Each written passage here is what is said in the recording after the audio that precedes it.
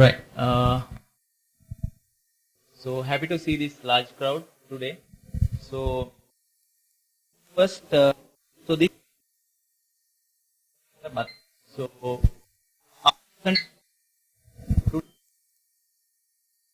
so kind of in database MongoDB product MongoDB database system. So this is the requirement for a use. So this is about a blog system. You know, everyone aware about this blogging. So in blogging system, these are the features you need to have, right? Comments. You should be able to add the comments.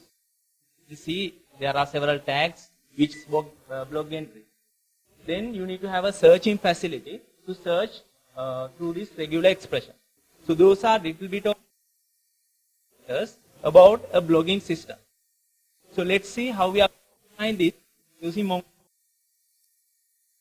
So this is a system visual presentation of that.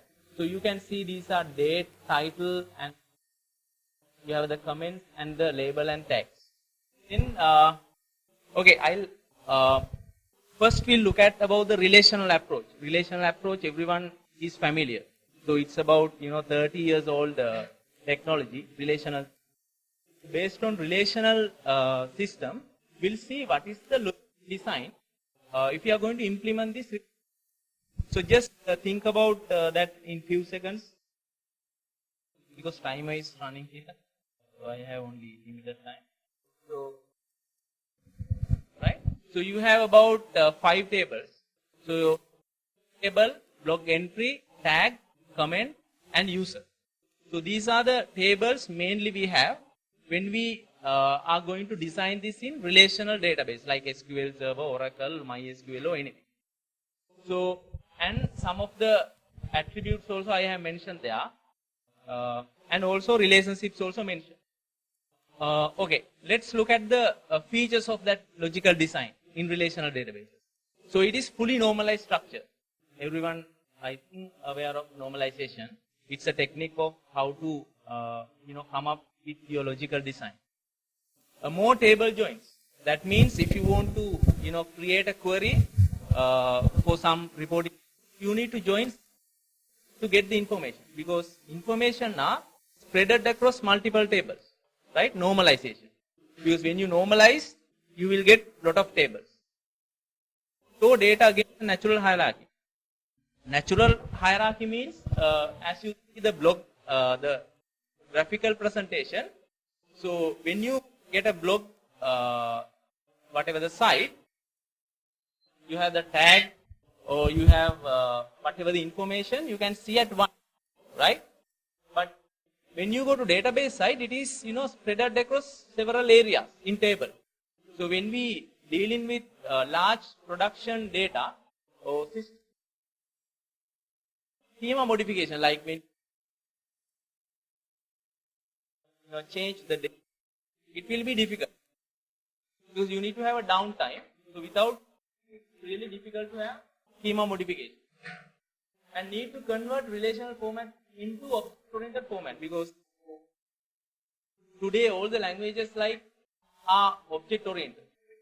So you need to convert when you are dealing with, when you want to program, you need to convert your relational structure into object-oriented structure, right? So there's a mapping in between transaction. That is actually advantage in relational databases. You can have a lot of complex transactions in the sense you can insert several inserts into some tables, and you can delete it from several tables. Like in MongoDB approach, you can see this is the logical design. You have only 2 entities. We'll see what are those entities. Not tables here. You have user collection and blog collection. That's it. Within the blog collection, you have some kind of a sub array kind of thing. You have the blog entry, and within that you have a comment, and also out of all these 2 you have a tag. But that the other one is user collection. You have the links from blog to author and comment author collection, right? Seems to be very simple design. Look at the features of this design, MongoDB design. Related data stores together. What are the data? The blog, you have the blog name, URL, author, and the blog entry, basically the article, and the comments, and also the tags. All these are related or stored together. So, you can remember in relational approaches, those are in several tables. Here, the users are in a different collection. One-to-one mapping between the app and the DB. Application has object-oriented. Here also you are storing like objects. So you don't need to convert like relational to object-oriented. Here we store everything as objects. It's one-to-one mapping between application and database. Things are not difficult because this database is like a schema-less database system. No complex transaction. Disadvantage here, we can't have lot of complex transaction. So we have only very simple transaction. No joins. No joins in the sense here we don't have lot of tables like in relational approach, so that you don't need to join to get the data because everything stored as object. So multiple joins are not. So since you are get rid of joins, you will save lot of time and also cost to create the query. So I'll explain some of the terminologies because something new to us. In RDBMS side, you have the very familiar words like in MongoDB we call it as, and row table you have row. Here you can say script object notation. It's object, right? Row means basically you store one object which has all the attributes. Index, here also index. Join, here we don't have join. You put all these information together. Those are some advanced features of databases. Partition means you several places. Here you have shard and partition keys, shard, some advanced stuff. Yeah, from here hand it over Dinesh to do some demos. Thanks, Susanta. Okay, let me, with that basic understanding, so let me do few demos. I may not be going to details as such, but just do hands-on stuff. These are the MongoDB executables. There is no call installation as such. You simply download all the exe, unzip it, use it. That's all. Right? So I have few executables here, but I won't be going to all the details. So let me. This is the.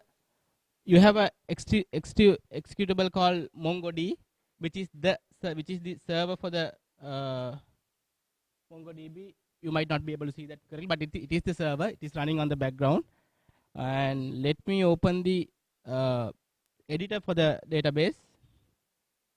That is Mongo. That exe is called Mongo. Right. So I'm running version called 1.6.3, but the server version is right. So they have different kind of a naming like so even numbers, right? They when they say 1.8 are the versions which is ready for production, and they are also going with the odd numbers like 7, 1.9, so on and so forth. Those are still you can download and use them, but it is not ready for production, right? So basically you can run the normally. I mean, it is if you are really like to get the new features or get the hands-on experience on features, you can get the the odd numbers and use it. But for cases we are using even numbers.